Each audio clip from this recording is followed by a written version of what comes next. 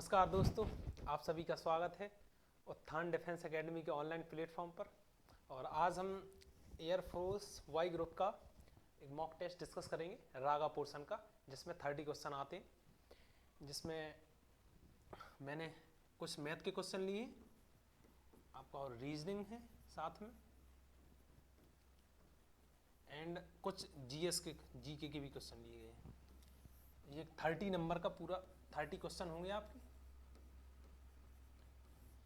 इसमें 30 क्वेश्चन है जो आपको एयरफोर्स के एग्जाम के लिए बेनिफिशियल होंगे। ठीक है, तो स्टार्ट करते हैं हम। आपका पहला क्वेश्चन ये रहा कि पी और क्यू साथ में किसी काम को 105 दिनों में समाप्त करते हैं। तो उसने कहा है कि पी और क्यू किसी काम को 105 दिन में समाप्त कर लेते हैं, और उसने आगे कहा है क्यू और आर उसी काम को 90 दिन में। तो आप देखें क्यू प्लस आर जो है वो आपके 90 दिन में उस काम को समाप्त कर लेते हैं। आगे कहा है उसने कि पी एंड आर उसी कार्य को 126 दिनों में समाप्त करते हैं। कितने दिनों में? 126 दिनों में। तो पी एंड आर आपके जो पी और आर है तो वो करते हैं आपको 126 दिनों में। तो ये 3 पर्सन है P Q and R. P और क्यू अगर मिलके काम करेंगे तो 105 दिन में खत्म कर देंगे, और क्यू और आर करेंगे 90 दिन में, एंड पी और आर करेंगे तो 126 दिन लगते हैं उसे। और उसने आपसे पूछा है कि पी क्यू आर यदि तीनों मिलकर करें तो उसे कितना टाइम लगेगा काम खत्म करने में। तो इसको करने का सबसे आसान तरीका ये है कि आप ऐसे लिख लें और इनका क्या करें, एलसीएम ले लें। तो वो आपका जो एलसीएम आएगा वो आपका होता है क्या, लोएस्ट कॉमन मल्टीपल। वो लेंगे आप तो वो आएगा आपका क्या निकल के टोटल वर्क। और टोटल वर्क ये है आपके डेज। आप डेज का डिवाइड करेंगे टोटल वर्क में तो आपकी इफिशियंसी निकल आएगी। तो हम 105, 90 और 126 का एलसीएम लेते हैं तो आपका आएगा 630 आएगा आपका। इन तीनों का एलसीएम आप निकालेंगे तो 630 आएगा। आप जैसे इसमें भाग डिवाइड करेंगे तो ये 6 बार जाएगा। 105 का डिवाइड करेंगे आप इसमें 6 बार, 90 का करेंगे तो आप 7 बार, और 126 का करेंगे तो आपका समथिंग जाएगा ये 5 बार। ठीक है, तो ये आपका चला जाएगा। तो ये जो आगे आएगी पी, ये पी प्लस क्यू की इफिशियंसी हो जाएगी आपकी, ये क्यू प्लस आर की, ये पी प्लस आर की। तो यदि मैं आपसे ऐसे कहूँ कि आप इसको जोड़ दें, इस पक्ष को और इस पक्ष को, मतलब इफिशियंसीज वाले को और इनको, तो ये देखो इसमें 2p है, 2q है, 2r है। तो आप यदि इसको जोड़े ऐड करेंगे तो आपका निकल के ये आ जाएगा कि 2p आपका निकल के आ जाएगा 2p plus 2q plus 2r। और जो आपकी इफिशियंसी है 7, 5, 12 और 6, 18 हो जाएगी टोटल 18। मतलब पी क्यू और तीनों की 18 अभी आई नहीं है। यहाँ से आप 2 कॉमन लेंगे तो आपका आ जाएगा p plus Q plus R, ये आ जाएगा आपका 18। तो ये यहाँ से जो आपकी p plus Q plus R निकल के आएगी, 2 जाएगा उस साइड तो ये 18/2 हो जाएगा आगे 18/2। तो ये आएगी आपकी निकल के 9, 2 9 या 18 होता है ना। तो 9 ये आ गई आपकी पी क्यू और आर की जो इफिशियंसी, वो आ गई 9। टोटल काम आपको पता था कितना है, 630। टोटल काम आपको पता है, तो पी क्यू आर की इफिशियंसी आपको पता है 9 है, टोटल काम है आपका 630। तो आप क्या करेंगे, टोटल वर्क अपॉन टाइम, तो आपके जो पी क्यू आर के डेज हैं वो निकल के आ जाएंगे। तो आप करेंगे 630/9, तो ये आपका निकल के आएगा 9 7 0। तो पी क्यू आर तीनों मिलकर कितने डेज लगेंगे उन्हें, 70 डेज। 70 डेज में पी क्यू आर उस काम को समाप्त कर देंगे। इस क्वेश्चन को करने का सही जो तरीका था वो ये था। तो आपका जो राइट आंसर होगा वो हो जाएगा 70 डेज। 70 डेज में पी क्यू और आर तीनों मिलकर उस काम को समाप्त कर देंगे। ओके, चले आगे बढ़ते हैं। आपका अगला क्वेश्चन, यदि 2 कुर्सी और 3 मेजों का मूल्य 800 रुपए है तथा 4 कुर्सी और 3 मेजों का मूल्य 1000 रुपए है, तो आपको बताना है कि 3 कुर्सी और 3 मेजों का मूल्य क्या होगा। तो देखो इसको करने का जो तरीका है आपका निकल गया। आप मान लो 2 चेयर प्लस 3 टेबल, का जो मूल्य है वो आपका 800 रुपये, ये तो बोला है उसने, तो आपका क्या आ जाएगा 800 रुपये है। और उसने बोला है 4 चेयर प्लस 3 टेबल का जो आपका मूल्य है वो है आपका 1000 रुपये, ये है। और उसने आपसे पूछा है कि आप 3 कुर्सी और 3 मेजों का मूल्य बताएं। तो देखो आप, ये 2 इक्वेशन बन गई आपकी, आप इसे सॉल्व करने।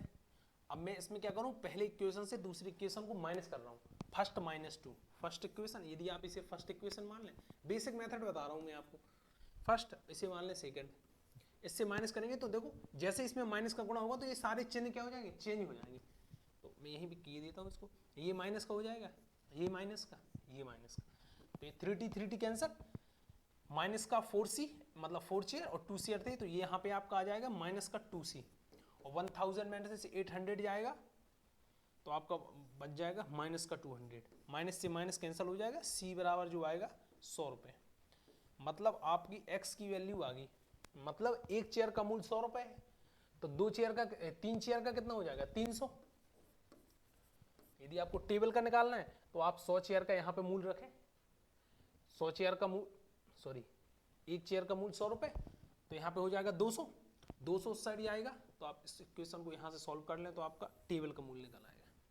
कैसे सॉल्व करेंगे देखिए, आपने 2c बराबर 100 था, तो यहाँ पे 200 प्लस 3 टेबल इक्वल टू 800, तो ये 3 टेबल बराबर आ जाएगा आपका 600, तो एक टेबल की जो कीमत आ जाएगी वो आएगी 200 रुपये।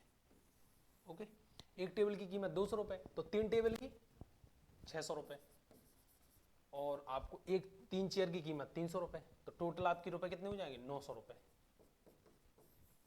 समझे, मतलब 3 कुर्सी और 3 जो मेज हैं आपकी वो कितने रुपए के आएंगे 900 रुपये के आ जाएंगे। ओके, 3 चेयर का मूल्य, एक देखो ये निकल गया, एक चेयर का मूल्य 100 रुपये, एक टेबल का मूल्य 200 रुपये, तो 3 चेयर का मूल्य 300 रुपये और 3 टेबल का मूल्य जो होगा वो 600 रुपये, तो आपका आ गया क्या 900 रुपये। यही आपका राइट आंसर होगा। तो ये ऑप्शन नंबर सी जो है ये आपका क्या हो जाएगा राइट आंसर। ओके, इस क्वेश्चन को करने का जो बेस्ट मेथड था वो ये था। चले आगे बढ़ते हैं। आपका अगला क्वेश्चन कि राम और श्याम की आयु में 3:4 का अनुपात है। देखो राम और श्याम, राम और श्याम की जो आयु का अनुपात है वो क्या है आपका 3:4। देखिए 3:4 है, 3:4 है, और उसने बोला है कि राम की आयु श्याम की आयु से 6 वर्ष कम है, मतलब ये हुआ इन दोनों का जो डिफरेंस है, डिफरेंस 6 वर्ष का है। अरे बोलो, इन दोनों की आयु का जो डिफरेंस है वही तो 6 वर्ष है। इसका इन दोनों जो रेशियो में डिफरेंस है वो कितने का 1, मतलब ये हुआ 1 यूनिट की जो वैल्यू है वो 6 वर्ष है। अरे बोलो, है कि नहीं, 1 यूनिट की वैल्यू 6 वर्ष, तो 3 यूनिट की 18 और 4 यूनिट की 24, दोनों की प्रेजेंटेज निकल आई। और उसने आगे आपसे बोला है 6 वर्ष बाद राम एवं श्याम की आयु का अनुपात, तो 6 वर्ष बाद इसकी आयु हो जाएगी 24 और 6 वर्ष बाद इसकी आयु हो जाएगी 30, तो अब इसका रेशियो निकाल दो, 6 चौको 24, 6 पंच से 30, 4:5 हो जाएगा। देखो ऑप्शन नंबर सी ये आपका राइट आंसर हो जाएगा, ये वाला। ओके, आया समझ में। देखो मैंने कुछ नहीं किया है, राम और श्याम की जो आयु का रेशियो दिया था 3:4, उसने बोला है कि राम की आयु श्याम की आयु से 6 वर्ष कम है। 6 वर्ष कम का मतलब क्या हुआ, इन दोनों का जो डिफरेंस है वही तो 6 वर्ष है। इसका जो डिफरेंस है वो कितना है 6 वर्ष है कि नहीं। अरे बोलो 6 वर्ष है ना, तो मैंने बस 1 यूनिट की वैल्यू आ गई 6 वर्ष, तो 3 की आ जाएगी 18 और 4 की आ गई 24। अब उसने पूछा था कि 6 वर्ष बाद इनकी आयु का रेशियो, तो 18 में 6 जोड़ा तो 24 और 24 में 6 जोड़ा 30 और 30 और 24 का जो रेशियो निकालेंगे 4:5 आएगा। ऑप्शन नंबर 3 आपका राइट आंसर हो जाएगा, ये ऑप्शन नंबर 3। ओके, चलिए आगे बढ़ते हैं। आपका अगला क्वेश्चन ये, यदि एक व्यक्ति 3 किलोमीटर प्रति, बढ़िया क्वेश्चन है ये, आ सकता है आपके एग्जाम में, 3 किलोमीटर प्रति घंटा की चाल से एक वर्गाकार मैदान के विकर्ण की लंबाई को 2 मिनट में पार कर लेता है। आप ऐसे सोचें, देखो ये मान के चलो आप, ये एक वर्गाकार क्या है आपका, समझ लें थोड़ा सा, ठीक है, ये आपका एक वर्गाकार मैदान, इसमें कोई दिक्कत, ठीक है। अब उसने बोला इसकी विकर्ण की लंबाई, अब दो विकर्ण होते हैं कि नहीं, एक तो वर्गाकार है तो आप ये मान के चलें अगर x ये साइड है तो x ये होगी, x ये होगी और x ये होगी, इसमें तो कोई डाउट ही नहीं है। और उसने क्या बोला कि एक व्यक्ति 3 किलोमीटर प्रति घंटा की चाल से एक वर्गाकार मैदान के विकर्ण की लंबाई को 2 मिनट में, मतलब ये जो लंबाई है ये वाली, कहाँ की, ये जो लंबाई है ये वाली लंबाई है, इसको पार करता है वो 3 किलोमीटर पर आवर से एंड 2 मिनट में। ध्यान समझे, बढ़िया अच्छा क्वेश्चन है। 3 किलोमीटर प्रति घंटे की रफ्तार से और 2 मिनट में पार करता है, तो आप ये मान के चले अगर मैं चाहूं तो इसकी दूरी नहीं निकाल सकता।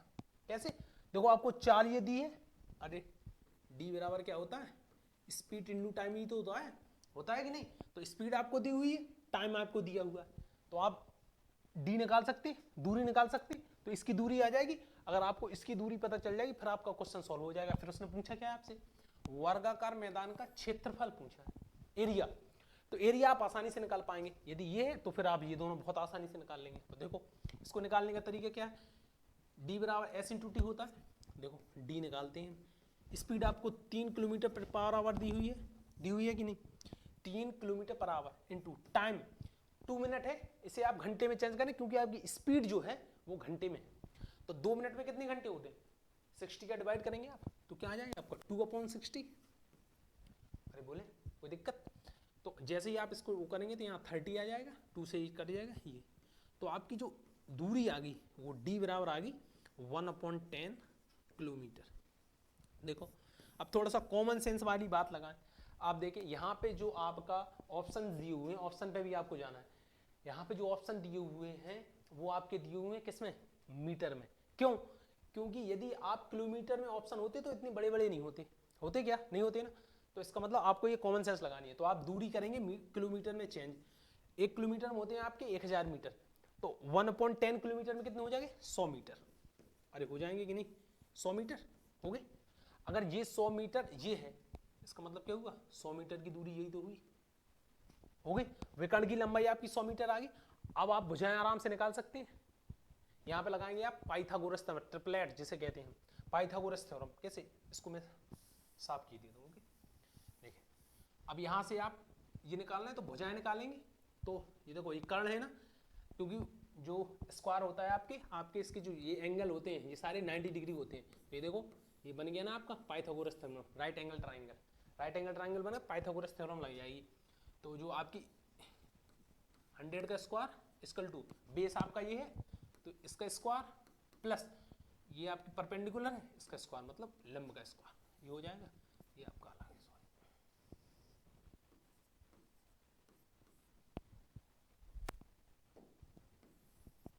ये हो जाएगा आपका, ओके। ये आया आपका x square plus x square, तो आप इसका स्क्वायर करेंगे तो 100 इंटू 00 इक्वल टू ये हो जाएगा आपका 2x स्क्वायर हो जाएगा।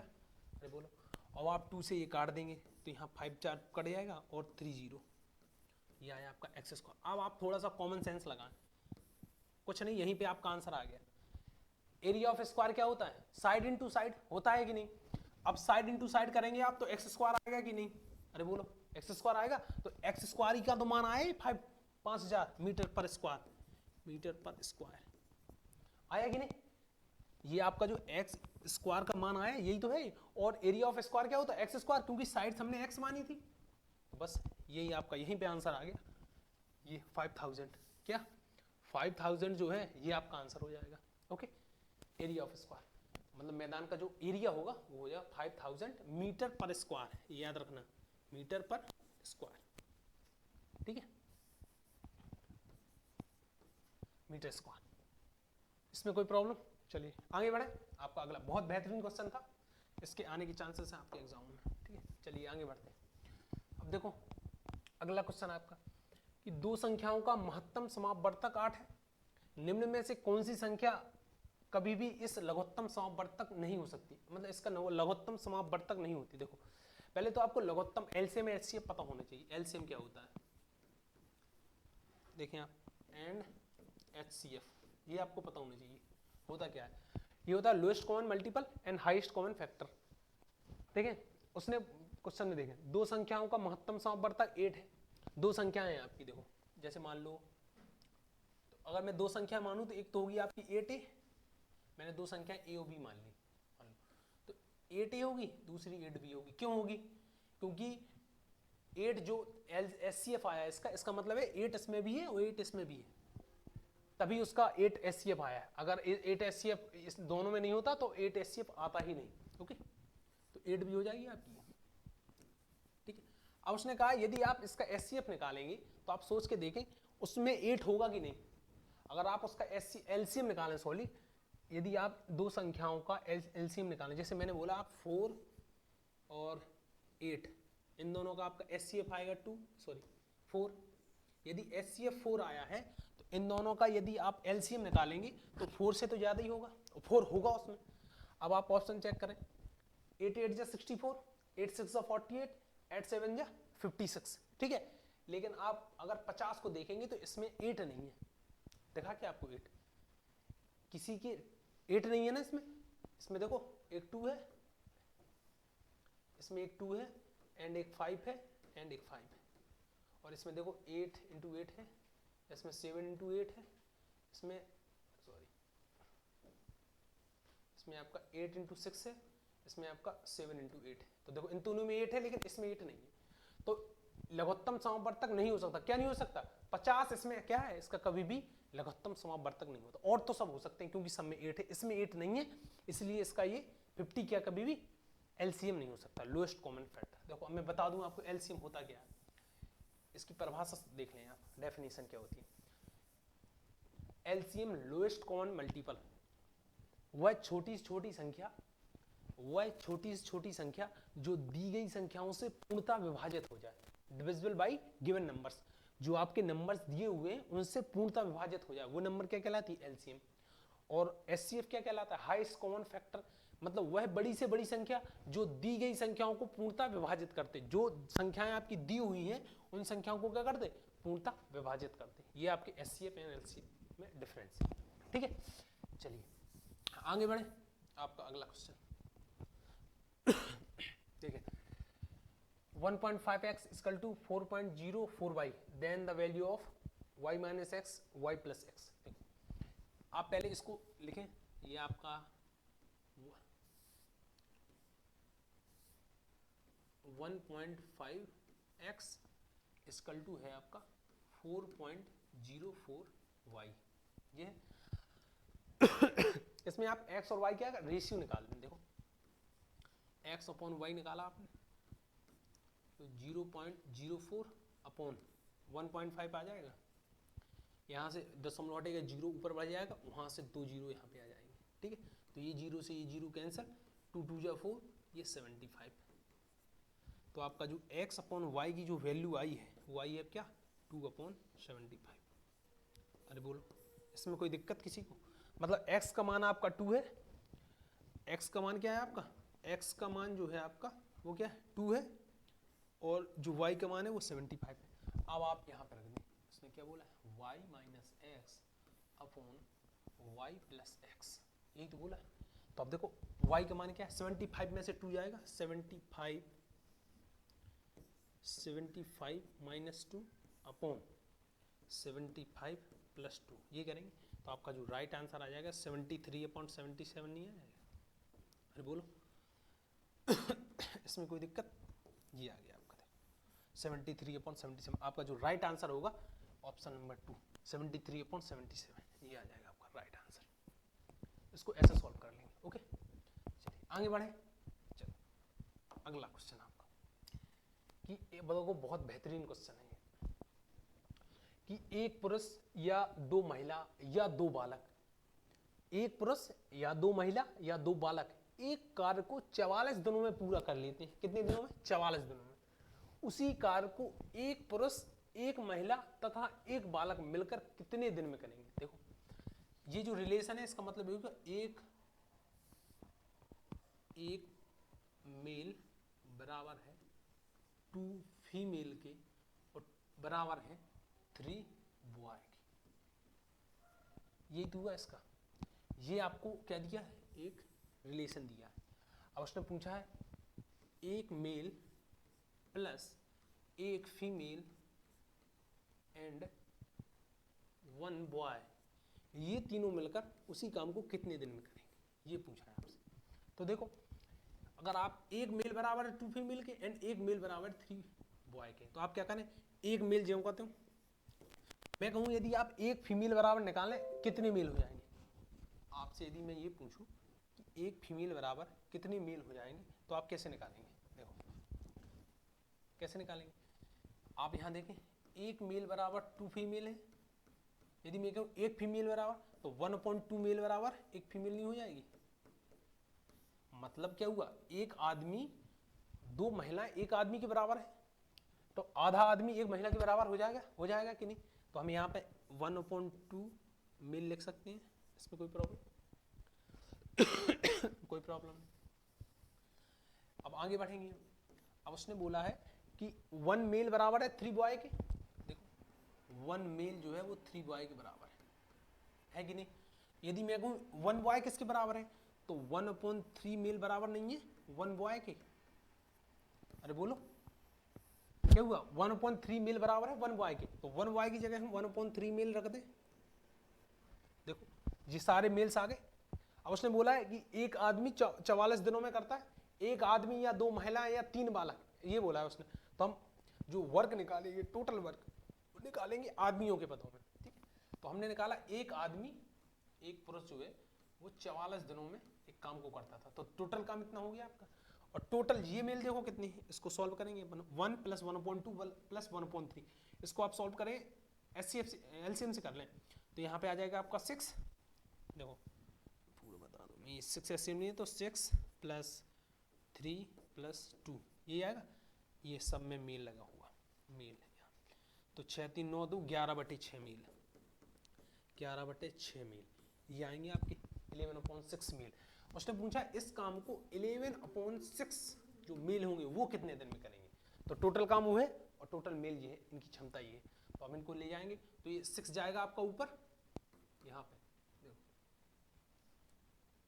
तो आप इसको सॉल्व करेंगे तो मेल से ये 1 मेल था, तो मेल से तो मेल कैंसल, ये 11 था, 6 ऊपर पहुंच जाएगा, तो 6 × 44/11, तो 11 4 जा 6 4 जा 24 डेज लगेंगे इतने आदमी को काम करने, आपका 24 डेज, जी आप बहुत सही। देखो एक बार और समझ लें आप, उसने ये कहा था कि एक पुरुष बराबर है 2 महिलाओं के, 2 महिलाएं बराबर है 3 बालक के, मतलब एक पुरुष 2 महिलाओं के बराबर और एक पुरुष 3 बालकों के बराबर, 2 महिलाएं 3 बालकों के बराबर, 2 महिलाएं एक पुरुष के बराबर, ये रिलेशन आपको दिया हुआ था।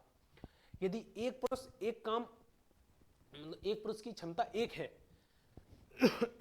ठीक है, यदि हमने मान ली एक पुरुष की क्षमता 1 है, तो 44 दिन में वो कितना काम करेगा, 44 काम कर लेगा जी, तभी ये आपका टोटल काम ये 44 निकल के आया था।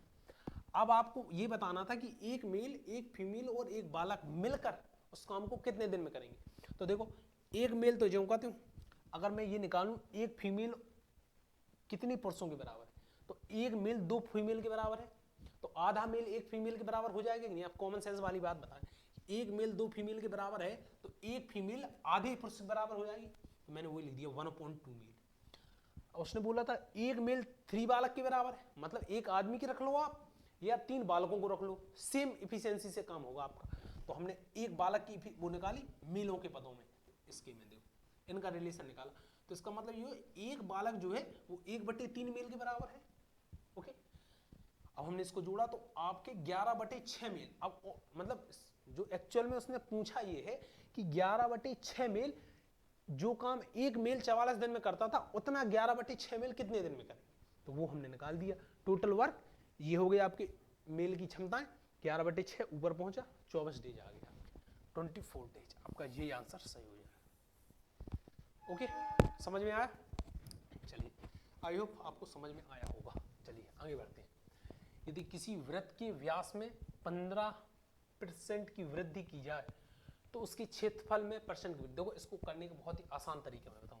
15% की आप वैल्यू निकालने पहले, क्या 15% दिया है आपका 15/100 ये तो होता है, फ्रैक्शन निकाली हमने जैसे 5 3 जा 5 2 जा, तो आपकी आई 3/20। आपको हमेशा याद रखना है जो भी फ्रैक्शंस आपकी दी होती हैं, नीचे वाली आपकी होती है इनिशियल वैल्यू, और जो चेंजमेंट उसमें हुआ है वो होता है ऊपर वाला। हमेशा याद रखना ये है आपकी क्या, इनिशियल वैल्यू। ओके, ये आपकी इनिशियल वैल्यू, और ये जो है आपकी ये क्या है, चेंजमेंट, जो भी उसमें चेंज हुआ है ये। ठीक है, तो अब देखो उसने कहा कि व्यास में 15% की वृद्धि हुई। इसका मतलब यदि व्यास आपका 20 था तो कितना हो गया, बढ़ के 23 हो गया, यही तो बोला है उसने। मान लिया हमने व्यास यदि 20 था तो 23 हो गया इसमें कोई दिक्कत। अब आपको पता है कि अगर एरिया ऑफ सर्कल निकालना है, आपको वृत्त का व्यास, वृत्त का क्षेत्रफल निकालना है, तो आपको किसकी आवश्यकता होगी, रेडियस की। रेडियस जो होती है वो इस व्यास की आधी होती है, तो व्यास हो जाएगा आपका 10, ये हो जाएगा 23/2। ओके, कोई दिक्कत। अब उसने क्या बोला है आपसे कि क्षेत्रफल में कितने प्रतिशत की वृद्धि हुई। आप इसका क्षेत्रफल निकालें। देखो जब भी आपको परसेंटेज की वैल्यू कहीं पे भी निकालना हो तो आप कांस्टेंट को इग्नोर कर दें। तो पाई एक कांस्टेंट है तो हम उसको इग्नोर कर देंगे, तो इसका फॉर्मूला होता है पाई आर स्क्वायर, मतलब आर का स्क्वायर। तो आर का स्क्वायर करेंगे आप तो 100 हो जाएगा, यहाँ पे स्क्वायर करेंगे तो 529/4, 23 का स्क्वायर करेंगे 529 और 2 का स्क्वायर करेंगे तो 4। अब आप इसमें करेंगे तो 4 बन जा 4, 4 3 जा 12, 4 2 जा 1 बचा, 4 2 जा 8 और 4 5 जा 20, आपका 132.25 आएगा। तो देखो उसने यही तो पूछी थी, पहले 100 था यदि उसका तो कितना बढ़ गया, 32.25 बढ़ गया कि नहीं। यदि उसने क्या पूछा था, यदि वृत्त के व्यास में 15% की वृद्धि की जाए तो उसकी क्षेत्रफल में कितने % की वृद्धि होगी। उसका मतलब क्या हुआ कि पहले उसका व्यास कितना था, 20 था, तो हमने त्रिज्या निकाली 10, और फिर बड़ी हुई त्रिज्या होगी 23/2, इसका स्क्वायर किया तो आया 100 आपका क्या, पाई आर स्क्वायर। तो देखो पाई से पाई कैंसिल हो जाएगा ना, पाई का स्क्वायर यहाँ पे आ जाएगा, पाई का स्क्वायर यहाँ पे, तो ये कैंसिल हो जाएगा, इसलिए हमने लिया नहीं उसे। आप कांस्टेंट को इग्नोर कर सकते हैं जब भी आप परसेंटेज वैल्यू निकालें। ओके सॉरी, तो अब देखो ये 100 से कितना हो गया, 132.25 हो गया। अब देखो अगर 100 से, उसने यही तो पूछा था परसेंटेज वृद्धि, तो परसेंटेज हमेशा 100 में निकाला जाता, 100 से कितना बढ़ गया, 32.25 बढ़ गया ना। देखो 32.25 यही आपका आंसर हो जाएगा, ये ऑप्शन नंबर जो 3 है ये आपका क्या हो जाएगा, राइट आंसर ये हो जाएगा। ओके समझ गए, इसमें कोई प्रॉब्लम। चलिए आगे बढ़े, चलिए आगे बढ़ते हैं। आपका अगला क्वेश्चन, ए रेशियो बी। देखो ए रेशियो बी की जो वैल्यू दी हुई है आपको, वो दी हुई है कितनी, 5:8, ठीक है, 5:8। और जो बी रेशियो सी की वैल्यू दी हुई है आपको, वो दी हुई है 11:13, 11:13 मतलब 11:13।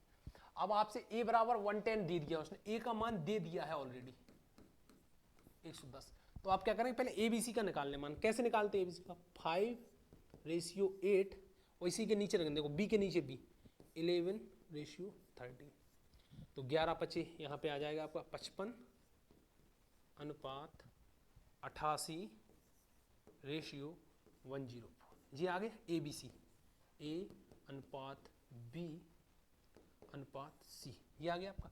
अब उसने A की वैल्यू दी है आपको, 55 बराबर है 110 के। अगर 55 यूनिट बराबर है 110 के तो 1 यूनिट की वैल्यू आपकी 2 आ गई। अरे बोले 1 यूनिट की वैल्यू आपकी 2 आ गई, 55 बराबर 110 मतलब 55 बराबर है 110 के, तो 1 यूनिट बराबर 2, तो उसने पूछा 104 यूनिट। सी के मान पूछा, देखो वैल्यू ऑफ सी अगर 1 यूनिट बराबर है 2 के तो 104 यूनिट किसके बराबर हो जाएगी, 208 के बराबर नहीं हो जाएगी। इसका डबल कर दो 208, आपका ये तीसरा नंबर का जो ऑप्शन है ये राइट हो जाएगा, 208 होगा आपका राइट आंसर। ठीक है, दो आपको ऐसे ही करना पड़ेगा, क्यों, यदि आप ऐसे नहीं करोगे तो आपके पास मात्र 50 क्वेश्चन करने पड़ते हैं आपको एयरफोर्स के एग्जाम में, और आपके 45 मिनट्स होते हैं, समझे, मतलब एक क्वेश्चन के लिए आपको 1 मिनट से कम टाइम है, तो इसलिए आपको थोड़ा सा एक स्टेप आगे सोच के चलना पड़ेगा।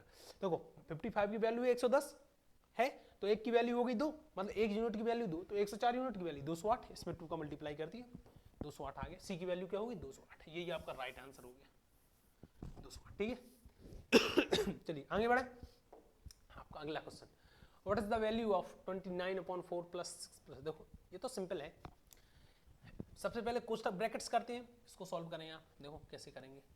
29/4 plus 6 plus 5 minus 8 divided by 4 minus 1 bracket close.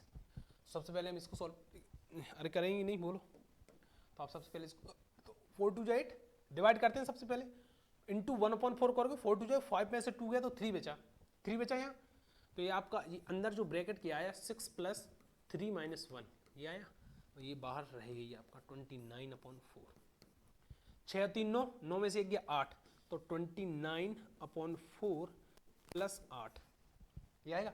अब इसको सॉल्व करते हैं, तो इसको स्ट्रेट फॉरवर्ड तरीके बताऊँ याद करने का, इसको इससे मल्टीप्लाई, इसको इससे मल्टीप्लाई, इनका आपस में मल्टीप्लाई, तो 4 उठे 32 32 29 देखो 32 और 30 को जोड़े आप, कितना हो जाता है 32 और 30 62, 62 में से 1 कम कर दें 61/4 61/4, यही आपका आंसर होगा राइट, ये ऑप्शन नंबर 3, तीसरा ऑप्शन दिया हुआ 61/4, यही आपका राइट आंसर होगा। ठीक है, सिंपल था, इसमें कुछ गड़बड़ नहीं थी, बहुत आसानी से आ गए। ठीक है, और ऐसे ही क्वेश्चन आते हैं आपके एग्जाम में, इसलिए परेशान ना हो। चलिए आगे बढ़ते हैं, अगला क्वेश्चन देखें, दिए गए विकल्पों में से विषम संख्या शब्द चुनें। विषम संख्या शब्द का मतलब यह है कि आपको इनमें से भिन्न बताना है, कौन भिन्न है। देखो 36 4 9 एंड 18, तो आपको दिख रहा होगा 18, क्यों, ये 6 का स्क्वायर है, ये 2 का स्क्वायर है, ये 9 का, ये किसी का स्क्वायर नहीं है, तो इसलिए ये सबसे अलग क्या हो गया, भिन्न हो गया। 18 जो है आपका क्या होगा, 18 जो हो गया ये आपका सबसे अलग हो गया, इसलिए 18 आपका राइट आंसर। ठीक है, ये बात। चलिए आगे बढ़े, देखिए अगला, दिए गए विकल्पों में से संबंधित शब्द को चुनिए। यदि आपका हांगकांग चाइना से रिलेटेड है, हांगकांग क्या है, चाइना का एक शहर है कि नहीं, हांगकांग चाइना का एक शहर है, तो आपको ये बताना है जो वेटिकन है ये किसका एक शहर है, कहाँ का एक शहर है। देखो वेटिकन सिटी फ्रांस में है नहीं, कनाडा में है नहीं, मैक्सिको में है नहीं, रोम में है। वेटिकन जो वेटिकन एक शहर है ये कहाँ पे, रोम। यदि यहाँ पे इटली होता तो इटली भी सही होता, क्योंकि इटली की कैपिटल है रोम, समझ गए, तो याद रखें आप, इसका राइट आंसर है आपका रोम। ठीक है, चलिए आगे बढ़ते हैं, अगला क्वेश्चन। हाँ, एक अनुक्रम दिया गया है जिसमें एक पद रिक्त है, दिए गए विकल्पों में से वह सही विकल्प चुने जो अनुक्रम को पूरा करे, ये बताना है आपको। देखो बताएं, 5 9 3 17 एंड 21, आगे क्या आएगा, देखो 5 में आपने 4 ऐड किया तो 9 आ गया, 9 में 4 किया तो 13, 13 में 4 किया तो 17, 17 में 4 किया 21, 21 में 4 ऐड कर दें आप तो क्या आ जाएगा 25, राइट आंसर होगा सी, 4 का गैप से देख लें। ठीक है, चलिए नेक्स्ट क्वेश्चन, 107 97 82 62, इसमें क्या होगा, इसको देखें। देखो इसका जो राइट आंसर होगा वो क्या होगा, देखो इन दोनों के बीच में गैप देखें आप कितने का है, देखो 10 का है ना, 10 घटा दिया हमने, इसमें माइनस कर दिया, माइनस की देखो -10 कर दिया यहाँ पे, फिर हमने क्या किया 15 माइनस कर दिया यहाँ पे, 97 में 15 82, फिर हमने यहाँ पे क्या किया 20 माइनस कर दिया, अब यहाँ पे क्या करेंगे हम 25 माइनस करेंगे, तो 62 में से 25 जाएगा आपका, तो क्या बचेगा 37, राइट आंसर। ओके, यह हुआ राइट, इसमें गैप्स है 2 के, सॉरी 10 का 15 का 20 का माइनस होते चले जाएंगे आपके, आगे श्रेणी बढ़ती जाएगी। अगर आगे इसमें होता तो 37 में 30 माइनस हो जाता, 30 माइनस कर दिए तो आपका 7 राइट आंसर होता। ठीक है, ऐसे सोचना है आपको। चलिए आगे बढ़ते हैं, अगला क्वेश्चन आपका 8 3 11, हाँ ये करें आप, बहुत अच्छा क्वेश्चन है ये, 8 3 11 14 एंड 25, इसका राइट आंसर क्या होगा, देखो क्या होगा पता, इसका जो राइट आंसर होगा क्या होगा, देखो 8 में 3 ऐड किया तो 11 आ गया, 3 में 11 ऐड किया 14, 11 में 14 ऐड किया 25, 25 में 14 ऐड कर दो तो ये 9 और ये 3, तो आपका जो राइट आंसर होगा वो होगा 39। जी समझ गए, अच्छा था ये क्वेश्चन। चलिए आगे बढ़े, देखो ए की माँ बी की बहन है, हाँ देखो ये किसका क्वेश्चन है आपका, रिलेशन का। देखो कैसे, ए की माँ बी की बहन है, ए की जो माँ है, माँ ए की जो माँ है ये बी की क्या है, बहन, बी की क्या होगी, बहन होगी, तो बी का जेंडर पता नहीं, हमें इसका जेंडर पता। ओके आगे बढ़े। और उसकी एक पुत्री सी है। देखो और का जो यूज होगा वो किसके लिए होगा, ए के लिए, हमेशा याद रखना। जब भी अगर जो होता तो जो का उपयोग होता है पास वाले के लिए, और का यूज होता है, और का किसके लिए होता है, दूर वाले के लिए। तो ए की जो पुत्री है उसका क्या है, पुत्री सी। अब उसने पूछा ए का बी के साथ निम्न में से क्या संबंध है। अब ए का और बी का रिलेशन बताना। तो आप दिमाग लगाएं थोड़ा सा, ए जो होगा वो बी का क्या होगा, भतीजा या भांजी होगा, या तो भांजी होगी या भतीजी होगी, क्योंकि इसका जेंडर पता नहीं। अब ऑप्शन देखें आप, इसमें भतीजी दिया है कहीं, नहीं दिया है, तो क्या हो जाएगा, भांजी ऑप्शन होगा। या तो भांजा या भांजी, या भतीजा या भतीजी, लेकिन इन चारों में से चारों दिए नहीं है, सिर्फ एक दिया गया है भांजी, तो ये क्या हो जाएगी, भांजी। ये राइट आंसर हो जाएगा आपका भांजी। ठीक है, आगे बढ़े, चलिए आगे बढ़ते हैं। आपका अगला क्वेश्चन, अब देखो इसमें बेमेल आकृति चुनना है। चलो थोड़ा सा लगाएं दिमाग। देखो इसका आपको बेमेल बताना है। अब कैसे बताना है, देखो मैं बताऊं। इसमें भुजाएं कितनी है, 1 2 3 4 5, तो स्टार कितने बने हुए हैं, 1 2 3 4 5। इसमें भुजाएं कितनी है, 3 1 2 3 1 2 3 3 स्टार बने हुए। इसमें देखो भुजाएं कितनी है, 1 2 3 4 1 2 3 4 स्टार बने। लेकिन इसमें देखो भुजाएं साइड्स कितनी है, 1 2 3 4 5 6, लेकिन इसमें स्टार कितने बने हुए हैं, 5। तो आपका ये राइट आंसर हो जाएगा।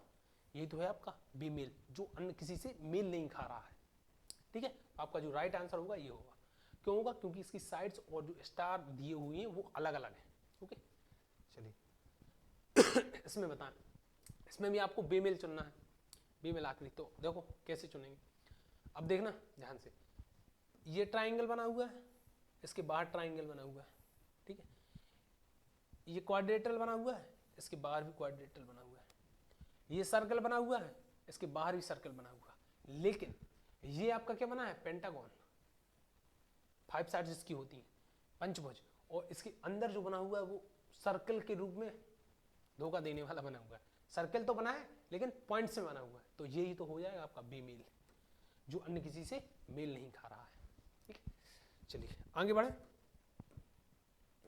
चलो आगे बढ़ते हैं। आपका नेक्स्ट क्वेश्चन, हाँ श्रेणी को पूरा करना है आपको, आगे का स्टेप बताना है। देखो कैसे बताएंगे हम स्टेप। देखो सेकेंड स्टेप में क्या हुआ, नीचे वाली लाइन गायब कर दी उसने। अगले स्टेप में एक और लाइन गायब कर दी। अरे बोलो, फिर अगले स्टेप में क्या हो जाएगा, एक लाइन और गायब हो जाएगी नीचे वाली। देखो पहले ये वाली गायब हुई, ऊपर वाली, फिर सेकंड वाली, फिर लास्ट वाली। तो इसमें क्या होगा, ये वाली भी गायब हो जाएगी। तो आपका जो राइट आंसर होगा वो डी होगा। देखो इसमें ये ऊपर वाली गायब हो गई यहाँ पे, फिर इसमें सेकंड वाली गायब हो गई ये वाली, इसमें थर्ड गायब हो गई। तो इसमें क्या हो जाएगी, इसमें एक बची, इसमें क्या हो जाएगी, थर्ड वाली गायब हो जाएगी। तो पूरा ये खाली हो जाएगा इन सब में। तो आपका जो राइट आंसर होगा ये डी हो जाएगा, डी। ठीक है, इसमें भी आपको क्या चुनना था, श्रेणी को मतलब पूरा करना था। आगे चलिए ये वाला करें, श्रेणी को पूरा। अच्छा क्वेश्चन है ये।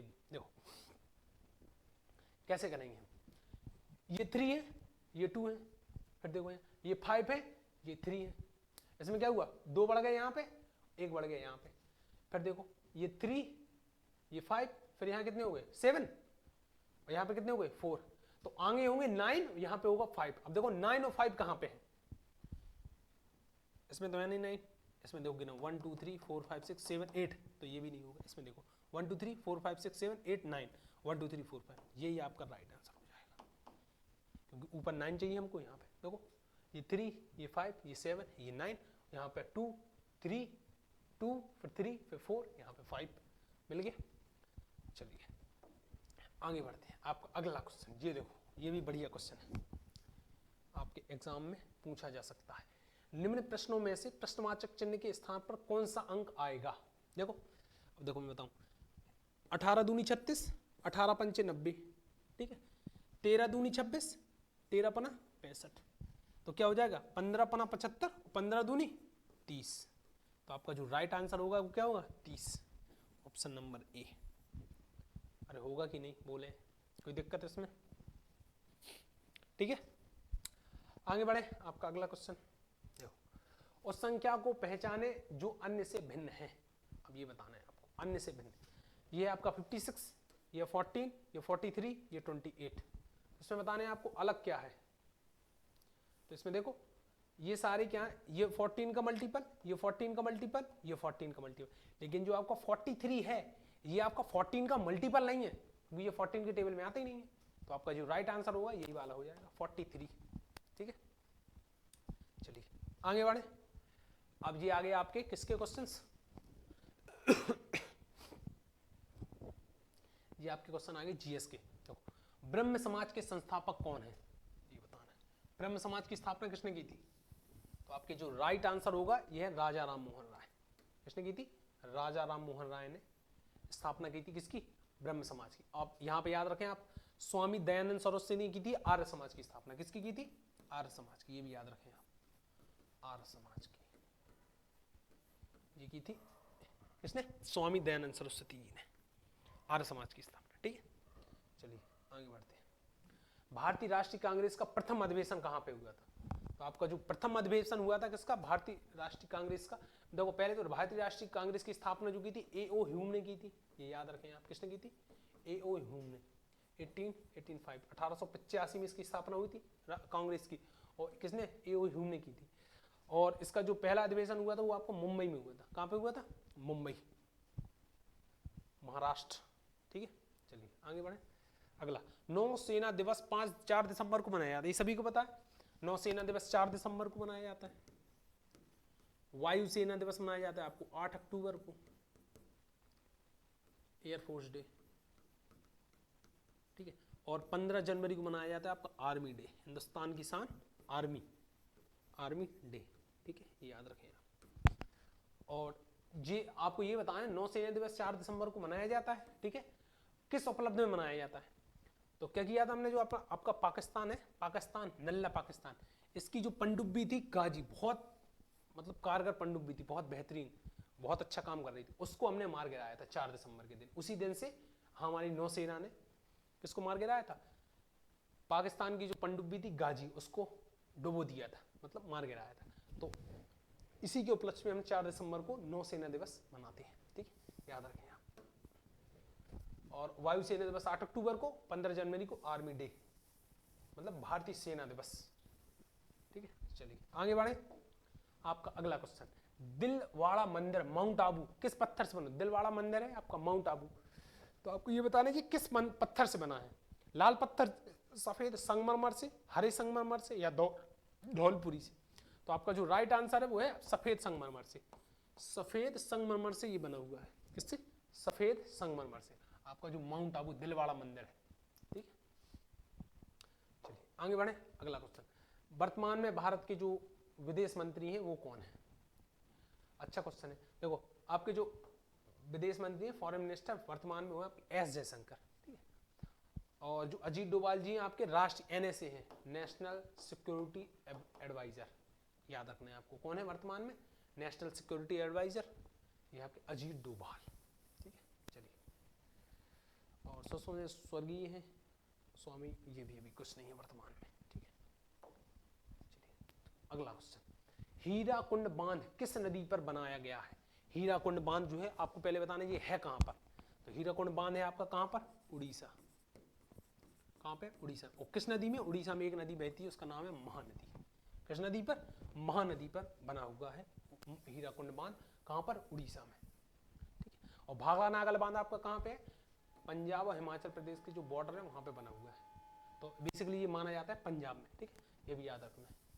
भाखड़ा नागल बांध कहां पे? पंजाब में। ठीक है, तो ये क्वेश्चन थे आपके समथिंग 30 के समथिंग क्वेश्चन थे, जो आपके एयरफोर्स में आपको बहुत हेल्प करेंगे। क्वेश्चन को लगाएं और लाइक शेयर एंड सब्सक्राइब भी करें।